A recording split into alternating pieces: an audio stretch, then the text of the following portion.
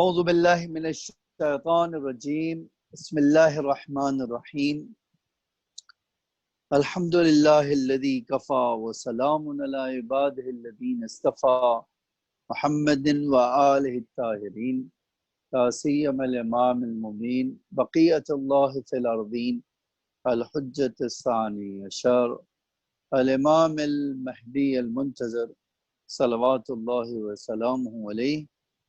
اما بعد، یہ آیت پڑھنا چاہتا ہوں. وَلَقَدْ آتَيْنَا دَاوُودَ مِنَّا فَضْلًا يَا جِبَالُ أَوَّبِي مَاءَهُ وَالطَّيْرُ وَعَلَنَّا لَهُ الْحَدِيدَ. یہ سورہ سبا کی 10ویں آیت.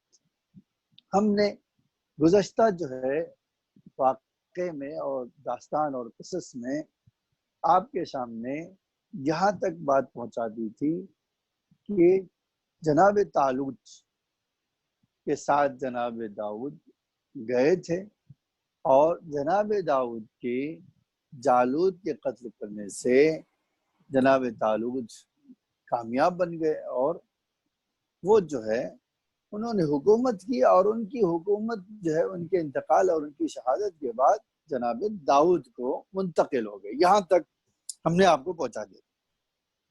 آج اس واقعے کا تتمہ جو ہے وہ چند چھوٹے چھوٹے واقعات ہیں، اس کو نقل کرتے ہیں اور کیلکولیشن کرتے ہیں. اس کا نتیجہ قرآن میں 16 بار جو ہے جناب داؤد کا نام آیا ہے اور ان سوروں میں ان کا ذکر ہوا ہے. سورہ بقرہ میں جناب داؤد کا ذکر ہے جو ہم اسی لیے ذکر کر رہے ہیں. سورہ نساء میں جناب داؤد کا ذکر ہے. سورہ مائدہ میں جناب داؤد کا ذکر آیا. سورہ انعام میں جناب داؤد کا ذکر آیا. سورہ اسراء میں جناب داؤد کا ذکر آیا. سورہ انبیاء میں جناب داؤد کا ذکر آیا. سورہ نمل میں جناب داؤد کا ذکر آیا. سورہ سبا میں ذکر آیا اور سورہ صاد میں ذکر آیا. ہم نے آپ کے سامنے سورہ سبا پڑھی، سورہ سبا کی 10ویں آیت پڑھی. اب جب اللہ تعالیٰ نے جناب داؤد کو اس کمسنی میں وہ رتبہ عطا کر دیا، کمانڈر بن گئے اور پھر حضرت طالوت کی وفات کے بعد بادشاہ بن گئے، تو 40 سال جناب داؤد نے حکومت کی اور خداوند عالم نے جناب داؤد کو بہت سارے معجزات عطا کیے. ان معجزات میں جو اس سورہ سبا میں ہے اس میں ایک تو یہ تھا کہ جناب داؤد جب بھی تسبیح پروردگار کہتے تھے تو ان کے ساتھ پہاڑ، درخت، وہ سب حتیٰ جو ہے چھوٹے بڑے پتھر سب جو ہے ہم صدا ہو جاتے تھے. انہی کی آواز میں آواز جوڑ دیتے تھے اور اللہ کی تسبیح کرتے تھے، جس کو کوئی بھی سن سکتا تھا. ایسا نہیں خالی جناب داؤد سنتے تھے، نہیں، اس کو کوئی بھی سن سکتا تھا. جیسے ہمارے بہت سارے لوگوں نے یہ نقل کیا ہے اور یہ بتایا ہے، یہ جو ہے سبوح قدوس رب الملائکۃ والروح، یہ جو ہے یہ تسبیح ایک طرح کی تسبیح ہے. تو جناب داؤد کی اسپیشلٹی تھی، یہ خصوصیت تھی کہ اللہ تعالیٰ نے جناب داؤد کو ایک فضیلت سے نوازا کہ ان کی تسبیح کے ساتھ، ان کی اللہ کی تعریف و توصیف کے ساتھ پہاڑ بھی ان کے ساتھ کرتے تھے، پرندے بھی کرتے تھے اور ذرہ ذرہ وہاں کا ان کے ساتھ تسبیح پروردگار کرتا تھا. یہ ایک معجزہ اللہ نے انہیں دیا. اور دوسرا معجزہ یہ ہے کہ قرآن یہ کہتا ہے وَالطَّيْرُ، پرندے بھی جتنے تھے، طیر کوئی خاص پرندے کے نام نہیں لیا، جتنے بھی پرندے تھے سب حضرت داؤد کے ساتھ اللہ کی تسبیح کرتے تھے. پھر تیسرا معجزہ جو ہے جو وہ ان کو اسی سورہ سبا میں اللہ تعالیٰ نے اعلان کیا ہے، وہ یہ تھا کہ اللہ تعالیٰ نے ان کے ہاتھ میں لوہے کو موم بنا دیا. اور وہ آج آپ جانتے ہیں کہ اگر لوہے کو نرم کرنا ہے تو کتنے ڈگری تک، 100 ڈگری، 200 ڈگری، 300 ڈگری تک گرم کرنا پڑتا ہے. ان کے لیے یہ کوئی مسئلہ نہیں تھا، وہ ہاتھ سے ہی اپنے اس کو جو ہے جس طرح شیپ دینا چاہتے تھے لوہے کو پکڑ کر شیپ دے دیتے تھے اور جو چاہتے تھے اس طرح کی چیز بنا دیتے تھے. تو ایک معجزہ اللہ تعالیٰ نے ان کو دیا. پھر ایک روایت بہت خوبصورت ہے جو آپ کو سنانا چاہتا ہوں, آپ سنیے اور انجوائے کیجیے. آپ بہت لطیف چیز ہے اور یہ ہمارے لیے بہت بڑا درس ہماری زندگی میں. خداوند عالم نے جناب وحی داؤد کو وحی کیا, اے داؤد آپ کی تمام چیزیں پسند ہے لیکن ایک چیز مجھے بہت ناپسند ہے اور ہرگز میں کسی کے لیے دوست نہیں رکھتا ہوں. تو جناب داؤد نے گریہ کیا, روئے اور کہا اے اللہ وہ کون سی صفت ہے میری جو تجھے ناپسند ہے, اور کہہ رہا ہے تمہاری سب ٹھیک ہے لیکن یہ ٹھیک نہیں ہے, وہ کون سی چیز ہے؟ تو اللہ کی طرف سے ارشاد ہوا, وہی ہوئی, داؤد آپ جو ہے کوئی کام نہیں کرتے ہو, آپ اپنا خرچ اللہ کے پیسے میں سے اور بیت المال میں سے لیتے ہو, اور یہ اللہ کو بہت ناگوار گزرتا ہے کہ آپ کوئی کام کیے بغیر اپنا خرچ اللہ کے مال میں سے اور اللہ بیت المال میں سے لے لیجئے. جناب داؤد نے اللہ کی بارگاہ میں گڑ گڑا کر دعا کیا, اے اللہ مجھے بتا دے میں کیا کروں, میرے پاس کوئی ہنر نہیں ہے, اے اللہ اگر کوئی ہنر دے دے, کوئی کام کرنا سکھا دے تو میں کام کر کے جو ہے اپنی روزی حاصل کروں, اپنے بچوں کا خرچہ چلاؤں. تو عرض ہوا, داؤد ہم نے تمہیں یہ معجزہ دیا ہے کہ تمہارے ہاتھوں میں آ کر لوہا موم بن جاتا ہے, آپ جس شیپ میں اس کو چاہو ڈھال سکتے ہو اور جس شکل میں چاہو تبدیل کر سکتے ہو, آپ اسی ہنر کو استعمال کرو زرہ بنانے کے لیے. آپ آج کہیں تو ہم کہتے ہیں بلٹ پروف جیکٹ جو ہے, جو آج اس میں ترقی ہو کر آ گئی ہے, اس زمانے میں جس جناب داؤد رہتے تھے اس زمانے میں بڑے بڑے لوہے کے جس پر باندھ لیتے تھا تاکہ تلوار یا دوسرے جو ہے اوزار کا اثر نہ ہو, یہ بہت بھاری ہوتا تھا. پہلی بار جب اللہ تعالیٰ نے ان سے کہا کہ داؤد یہ کام کرو, تو جناب داؤد نے چھوٹی چھوٹی کڑیاں بنائی, چھوٹی چھوٹی زنجیر کے ٹکڑے بنائے اور اس کو جوڑ کر ایک پورا جو ہے شرٹ کی طرح پورا بنا دیا, جس سے کوئی بھی آدمی پہن لیتا تھا تو وہ یہ جو ہے جنگوں میں جا کر اس کا جسم دشمنوں کے وار سے بچ جاتا تھا, وہ اس کی حفاظت کرتا تھا. تو آپ سوچیے ایک ایجاد جو بلڈ پروف جیکٹ جو آج اس طرح کی آج ہمارے پاس ڈیولپ ہو کے آ گئی تھی, سب سے پہلے جو بنایا ہے وہ جناب داؤد نے بنایا ہے اور اللہ نے ان کو دیا. اب جناب داؤد اس وحی کے بعد جو ہے, اس وحی کے بعد جناب داؤد ہر روز ایک زرہ بناتے تھے اور 1000 درہم میں بیچتے تھے, اور بس حدیث کا جملہ ہے 1000 درہم میں بیچتے تھے اور روز ایک بناتے تھے. تو اس طرح جناب داؤد نے اللہ نے ان کی ہدایت کی اور اللہ کی ہدایت کے مطابق انہوں نے اپنی روزی کا ذریعہ ڈھونڈ لیا. آج ہم دیکھیے یہاں پر ایک نقطہ کہہ کے میں آگے بڑھنا چاہتا ہوں. آج ہم جب اس واقعے کو سنتے ہیں تو آج یہ بڑی عجیب سی بات لگتی ہے, بہت سارے لوگ ہماری سوسائٹی میں, ہمارے معاشرے میں اس بات سے کام کرنے سے گھبراتے ہیں یا کام میری شان کے مطابق نہیں. اب آپ اگر نظر غور کریں تو اللہ تعالیٰ نے یہ جو واقعہ بتایا اس میں ہمیں یہ سیکھ ادا کی کہ دیکھو کام جو ہے حلال روزی کے لیے, کوئی کام کے لیے تمہیں شرمندہ نہیں ہونا چاہیے. کام اگر حلال ہے تو اس میں کوئی شرمندگی نہیں ہے. تمہارا کام ہے محنت کرنا, اللہ سے مدد مانگنا, اللہ تمہاری روزی جہاں بھی ہوگی تمہارے لیے فراہم کر دے گا اور تمہاری روزی میں اللہ برکت دے گا, جیسا کہ جناب داؤد کو دیا.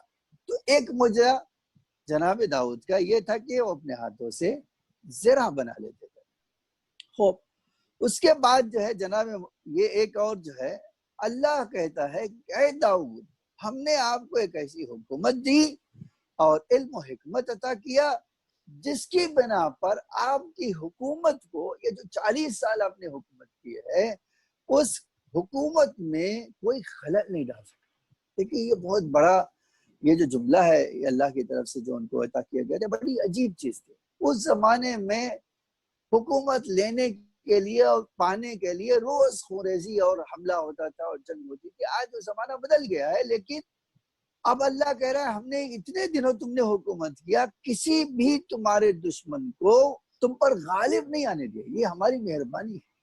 اور یقین جان لیجیے آج یہ بہت بڑا ہنر ہے کہ انسان اپنی زندگی میں اللہ کی مدد سے کامیاب بن جائے اور دنیا کا کوئی انسان اس کو ہرا نہ سکے، اس پر قابو پا نہ سکے، اس پہ غلبہ نہ پا سکے. یہ بہت بڑا ہنر ہے اور بغیر اللہ کی مدد کے کوئی آدمی یہ کر نہیں سکتا ہے. یہ یاد رکھیے گا. اسی لیے ہمیں ملتا ہے کہ جس سے لڑنے کے لیے جناب داؤد گئے، جناب داؤد کو فتح ہوئی اور اللہ تعالیٰ نے ان کے دشمنوں کو ذلت اور رسوائی اور شکست سے دوچار کیا. یہ ایک اور ایک چیز جو بہت زیادہ فیمس ہے، میں نے کہا کہ ایک چیز اللہ نے ان کو معجزے کے طور پہ علم اور حکمت دیا تھا، اور ایک چیز جو بہت زیادہ فیمس ہے وہ کیا ہے؟ جناب داؤد کا فیصلہ. ٹھیک ہے، جناب داؤد کا فیصلہ. جناب داؤد کے لیے ہمارے پاس روایت میں ہے کہ امام زمان علیہ السلام آئیں گے تو جس طرح جناب داؤد فیصلہ کرتے تھے اس طرح فیصلہ کریں. یعنی کیا؟ یعنی یہ کہ وہ ریالٹی کے مطابق فیصلہ کریں. ایسا نہیں ہوگا کہ مثلا وہ آپ سے پروف مانگے اور پروف کے اوپر جو ہے گواہ طلب کریں اور گواہ کی جو ہے تحقیق کی جائے، ریسرچ کی جائے. نہیں، یہ اس میں سے کچھ بھی نہیں. آن دا اسپاٹ جو آیا شکایت کیا، وہ شکایت کے اوپر فوراً ایکشن اور اس کا فوراً فیصلہ سنا دیں. یہ جناب داؤد کی خصوصیت تھی. اور ایک چیز اور جو بہت مشہور ہے جناب داؤد کی، وہ لحن داؤد. جب آپ زبور کی تلاوت کرتے تھے تو زبور کو جب آپ پڑھتے تھے تو اس طرح جو ہے آواز میں درد اور کشش پائی جاتی تھی، ایسا نغمہ اور جو ہے ایسی جاذبیت پائی جاتی تھی کہ انسان کیا، پرندے بھی رک جاتے تھے عوام میں جناب داؤد کا وہ زبور سننے کے لیے. اللہ کی جو حمد و ثنا کرتے تھے، وہ نغمہ جو پڑھتے تھے اس کو سننے کے لیے رک جاتے تھے. یہ لحن داؤدی بھی بہت مشہور ہے جناب داؤد کے لیے. یہاں پر دو واقعے میں بڑے چھوٹے چھوٹے نقل کرنا چاہتا ہوں اور آپ اس پہ غور کیجئے. اس دو چھوٹے جو ہے اسٹوری سے ہم جناب داؤد کے بارے میں کیا نتیجہ لے سکتے. ایک تو یہ ہے کہ ایک آدمی کے پاس جناب داؤد فیصلہ کرتے تھے. آپ نے کہا کہ ججمنٹ وہ بھی کیسا ججمنٹ کرتے تھے. اللہ تعالیٰ نے حکم دیا کہ ایک آدمی، بلکہ ایک آدمی نہیں کہ دو آدمی آپ کے پاس فیصلہ کرانے کے لیے آ رہے ہیں. ایک کے پاس ڈھیر ساری جو ہے بھیڑ اور بکریاں ہیں اور دوسرے کے پاس انگور کا درخت ہے. ہوا یہ ہے کہ جس کی بھیڑیں ہیں اس کی بھیڑوں نے کسی کے فارم ہاؤس میں گھس کر، کسی کے باغ میں گھس کر اس کے انگور کے جو شاخیں تھی، پتے تھے، اس کے جو ہے پھول تھے، وہ کھا لیا. اور اس کا جو باغبان تھا، جو مالک تھا باغ کا، اب اس کا وہ درخت جو ہے، اس کا پورا باغ ان بکریوں نے تہس نہس کر دیا. پھر حکم ہوا، اے داؤد آپ فیصلہ نہ کریں اس بارے، آپ اس طرح کا فیصلہ نہ کریں، بلکہ آپ بلائیے اپنے بیٹوں کو جو اللہ نے آپ کو بیٹے دیے ہیں، ان تمام بیٹوں کو جمع کیجئے اور ان سے کہیے کہ اس جو ہے جھگڑے کا فیصلہ کریں. یہ جو اس طرح کا معاملہ اس کا فیصلہ کریں، اور پہلے سے اعلان کر دیجئے کہ جو شخص صحیح فیصلہ دے گا، اللہ کی مرضی کے مطابق فیصلہ دے گا، وہ میرا جانشین ہوگا، وہ میری طرف سے میری کرسی کو سنبھالے گا. اور جو فیصلہ نہیں دے سکا یا غلط فیصلہ دیا اور اللہ کو منظور نہیں ہوا، وہ میرے جانشین بننے کے لائق نہیں ہے. یہ اللہ تعالیٰ نے وہاں پر ان کو ارشاد فرمایا. ٹھیک ہے، سارے بچے آ گئے، ہر ایک نے، اب میں اس کو مختصر کرنا چاہتا ہوں کہ بہت لمبی بات نہ ہو جائے، تو سب نے جو ہے جواب دیا، سب نے اپنا اپنا فیصلہ سنایا. لیکن قرآن کہتا ہے کہ جناب سلیمان کا جو ہے فیصلہ اللہ کو بہت پسند آیا۔ وہ فیصلہ کیا تھا؟ وہ فیصلہ یہ تھا کہ جناب سلیمان نے کہا کہ دیکھے جس کی باغ کو اس کی بھیڑوں اور بکریوں نے تہس نہس کر دیا ہے، اس کے حوالے یہ بھیڑ اور بکریاں کر دینا چاہیے، اور یہ اس وقت تک اس باغ کے مالک کے پاس اس کی بھیڑیں اور بکریاں رہیں، اور ان کے دودھ سے اور ان کے بال سے اور ان کی دوسری چیزوں سے فائدہ اٹھائے، جب تک کہ اس کے باغ میں واپس وہ درخت سے انگور شکوفہ نہ کر لے، پھر سے تیار نہ ہو جائے۔ اور جب وہ تیار ہو جائے گا تو اس صورت میں یہ جو باغ کا مالک ہے، جس کی بھیڑ و بکریاں ہیں، انہیں واپس کر دے۔ یہ اپنے راستے اس کے بھی نقصان کی بھرپائی ہو جائے گی، اور اس کے بھی جو ہے بھیڑ بکریاں جو ہے اس کو مل جائیں گی۔ یہ فیصلہ جناب سلیمان نے ان کو سنایا، اور اللہ کو یہ فیصلہ بہت پسند آیا۔ اللہ نے اعلان کیا، اے داؤد آپ اپنی جگہ پر اپنے بیٹے سلیمان کو اپنا جانشین بنا دیجیے۔ یہی ایک جملہ کہنا چاہتے ہیں کہ قرآن اگر آپ پڑھیے تو قرآن میں یہ چیزیں بہت باریکی اور دقیق انداز میں بیان ہوئی ہیں، اور ہر واقعے کے پیچھے قرآن میں ایک فلسفہ اور حکمت پائی جاتی ہے۔ اسی لیے ہمارے پاس تفسیروں میں آیا ہے، اس طرح کا جملہ آیا ہے کہ قرآن یہ کہتا ہے لن تجد سنت اللہ تحویلا، تبدیلا، یہ دونوں نہ بدل سکتے اور نہ ہی اللہ جو ہے کبھی تبدیل نہیں کرتا اور نہ ہی چینج کرتا ہے کبھی۔ ٹھیک ہے، یہ ایک بات، اللہ کا جو فیصلہ ہوتا ہے وہ حرف آخر ہے، اس میں کوئی تبدیلی نہیں ہو سکتی، اللہ کی سنت کبھی تبدیل نہیں ہوتی۔ اس کا مطلب کیا ہے؟ آج یہ بڑی آسانی سے آپ سمجھ سکتے ہیں کہ جب اللہ داؤد کو یہ اختیار نہیں دیتا کہ کسی کو اپنا جانشین بنا لے، جب تک کہ اس کی آزمائش اللہ نہیں کر لے، اور پھر اللہ ہی کہتا ہے یہ تمہارا جانشین ہے، یہ تمہارا نائب ہے۔ تو مسلمان پیغمبر کے بعد سنت قرآن کے برخلاف، اللہ کی سنت کے برخلاف کیسے انہوں نے اپنا نائب، اپنا خلیفہ خود چن لیا۔ یہ ایک پیغام ہے اس واقعے سے کہ ہمیں اور آپ کو یہ غور کرنا ہوگا، اس بات کی دقت کرنا ہو۔ قرآن سے آپ اگر کسی سے کہیں کہ بھائی قرآن نے تو کبھی یہ کام نہیں کیا ہے، تو آپ کیسے کر سکتے ہیں یہ کام؟ آپ کو کس نے حق دیا یہ کام کرنے کا؟ جب اللہ ایک نبی کو اختیار نہیں دیتا تو آپ کو کیسے دے گا؟ تو ایک چیز اللہ تعالیٰ نے ان کا جانشین بنا دیا، اور اس طرح طے ہو۔ دوسرا واقعہ جو میں اس میں آپ کو سنانا چاہتا ہوں وہ ہے کہ آپ دیکھیے اللہ تعالیٰ کی ایک حکمت پورے قرآن میں رہی ہے کہ انبیاء کو معجزہ دکھاتا تھا تاکہ لوگوں کو ان کی نبوت پر یقین آ جائے۔ آج ہمارے پاس ہمارے عقیدے میں یہ بنیادی دلیل پیش کی جاتی ہے، یہ کہا جاتا ہے کہ کسی بھی نبی کو جب تک معجزہ اللہ نے نہیں دیا اس وقت تک اس کو نبی بنا کر بھیجا نہیں۔ اور ہمارے پاس یہ ہے کہ یہ جناب داؤد کو نبوت کب ملی؟ جب حکومت مل گئی تو انہیں معجزہ دیا گیا، اور معجزہ کے بعد کہا گیا کہ آپ ہماری طرف سے نبوت کے کینڈیڈیٹ ہیں، آپ کینڈیڈیٹ ہیں، آپ اس کے فرد، آپ اس کی جو ہے ایک مصداق ہیں۔ تو آپ دیکھیے کہ نبوت ملی تو پہلے ان کو معجزہ دیا گیا تاکہ وہ یہ کہہ سکے کہ بھائی آپ کو اللہ نے معجزہ لائے تو کیا دلیل ہے؟ تو ایسی دلیل پیش کر سکے، ایسی دلیل پیش کر سکے جس میں کسی کو اعتراض کرنے کا اور کچھ بات کرنے کا موقع نہ ملے۔ تو آپ دیکھیے یہ جو معجزہ اللہ تعالیٰ نے دیا جناب داؤد کو، تو جناب داؤد کے اس معجزے کے بعد کوئی ان کے سامنے آ کر کوئی حجت نہیں کر سکتا۔ ٹھیک ہے، اب آپ اس سے جو ہے نتیجہ لینا چاہتا ہوں، جناب داؤد کو جب معجزہ دیا گیا تو اس میں ایک خرابی جو ہے ہو سکتی تھی، جو بہت غور فکر کرنے کی بات ہے۔ وہ کیا ہے؟ یہ جو واقعہ سنانے سے پہلے کہنا چاہ رہا ہوں، ترک اولا کی بات۔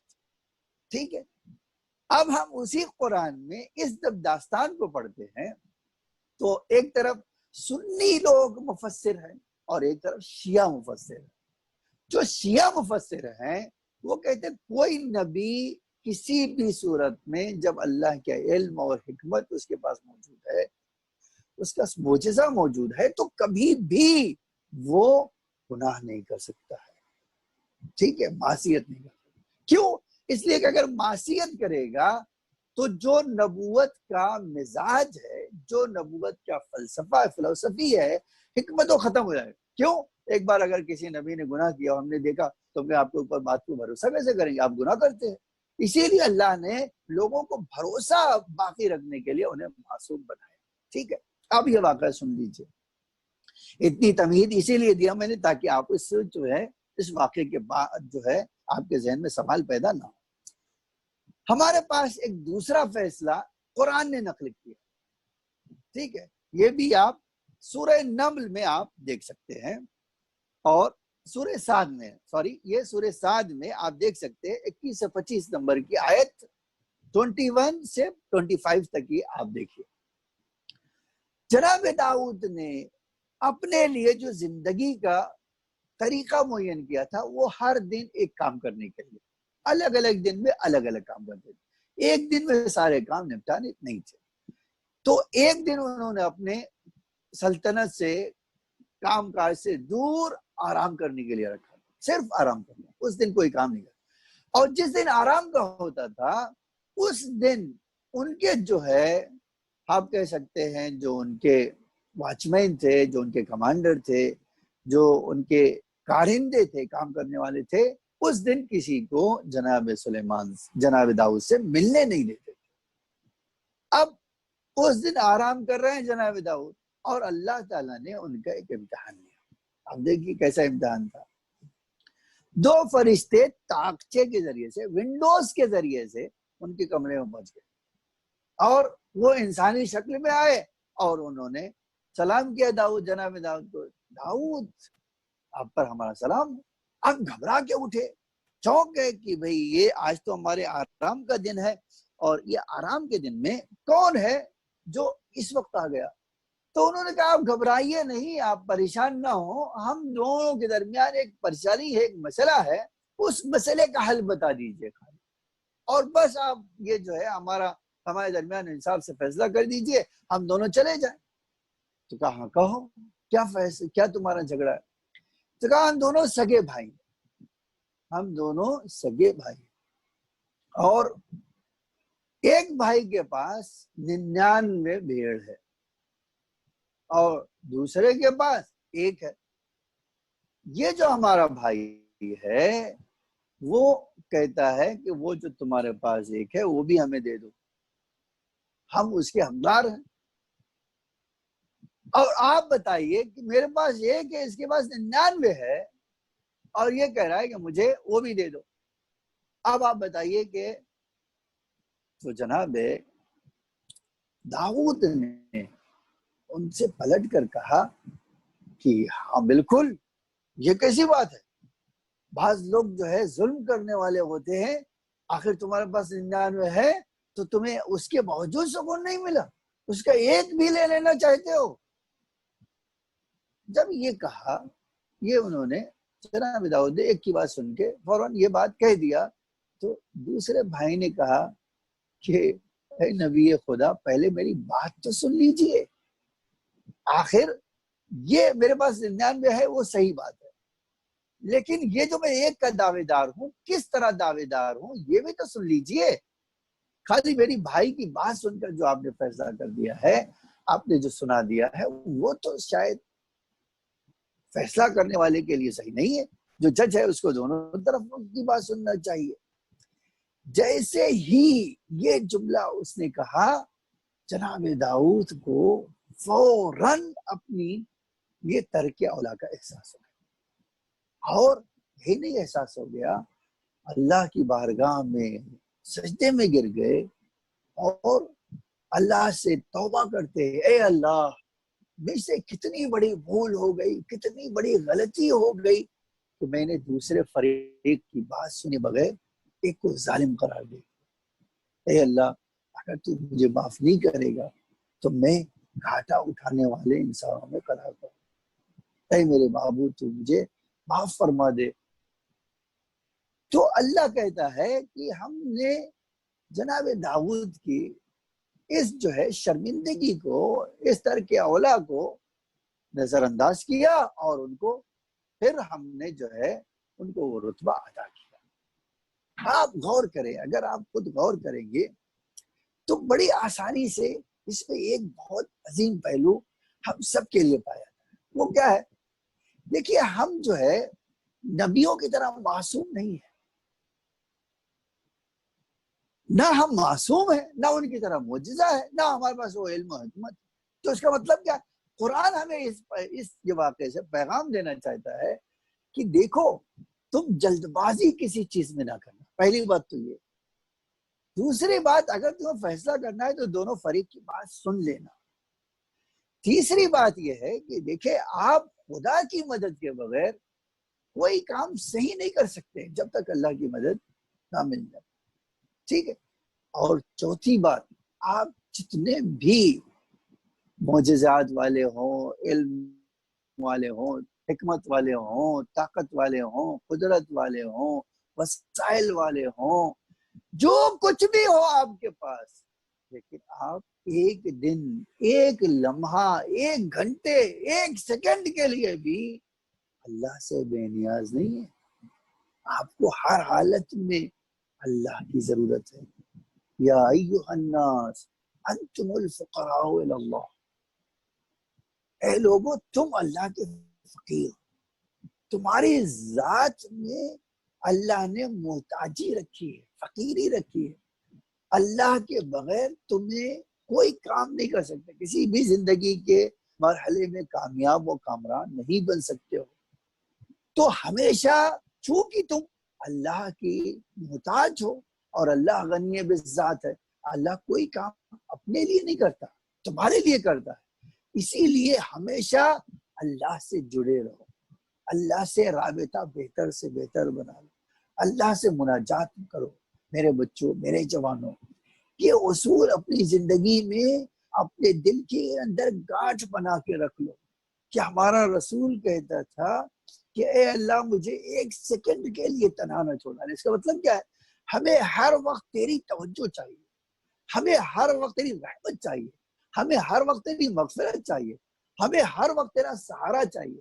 اے اللہ، اگر تو سہارا دے گا تو میں تیرا اس دنیا میں بھی کامیاب بندہ بنوں گا اور آخرت میں بھی کامیاب، اور اگر اے اللہ تو مجھے چھوڑ دے گا تو جس طرح تو نے انبیاء کو یہ سب دیا ہے، اس کے باوجود ان کے وجود سے ایسی چیز سرزد ہو جاتی تھی جو اللہ کو پسند نہیں آتا تھا۔ تو آپ دیکھیں، اس واقعے نے ہمیں یہ پیغام دیا ہے، یہ سکھایا ہے کہ ہمیشہ اللہ کی ذات میں۔ آج ہم ماہ مبارک میں ہیں، ماہ مبارک کا مہینہ بھی یہی ہے۔ ہر روز ہم پڑھتے ہیں، روز کی دعاؤں میں آپ دیکھو ایک بار پڑھ کے کیا بتاتے ہیں ائمہ ہمارے، اللہ کا رسول کیا بتاتے ہیں؟ اے انسانوں، اپنی کمیوں کو خدا کے ساتھ جڑ کر دور کر لو، خدا کی خوشنودی سے دور کر لو، آؤ اللہ کا قرب حاصل کرو، تاکہ اللہ تمہیں اس دنیا میں بھی کامیاب بنا دے اور آخرت میں بھی کامیاب بنا دے۔ یہ تھا جناب داؤد کا ذکر۔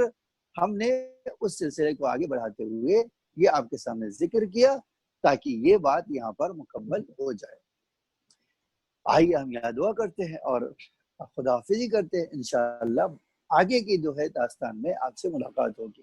الہی بحق زہرا و ابیہا و بعلہا و بنیہا و سر المستودع فیہا بعدد ما حاط بہ علمک۔ اے اللہ، ہمارے اس مختصر سے عبادت کو قبول فرما۔ اے اللہ، ہمیں قرآن کا علم، قرآن کا نور، قرآن پہ چلنے کی توفیق عطا فرما۔ اے اللہ، ہمیں قرآن اور اہل بیت کے ساتھ بشر فرما۔ اے اللہ، ہم حاجت مند ہیں، اپنی درگاہ سے ہماری حاجتوں کو قبول فرما۔ آقا امام زمانہ علیہ السلام کے ظہور میں تعجیل فرما۔